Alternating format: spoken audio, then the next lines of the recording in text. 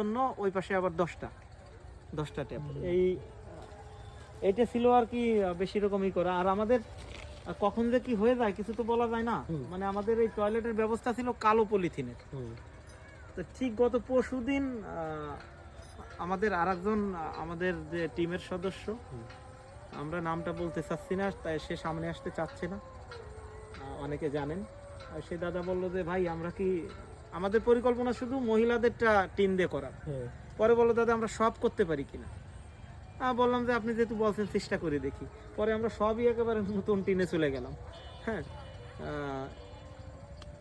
আসলে কিভাবে কি হয়ে যাচ্ছে আমরাও জানি না, ঠাকুর করে নিচ্ছে। যাক, অনেক ভালো উদ্যোগ।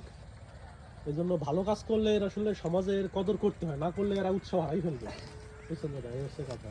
এই জন্য সমাজের এই জায়গাটাও গতকাল পর্যন্ত এখানে অলরেডি কাদা হয়ে গেছিল।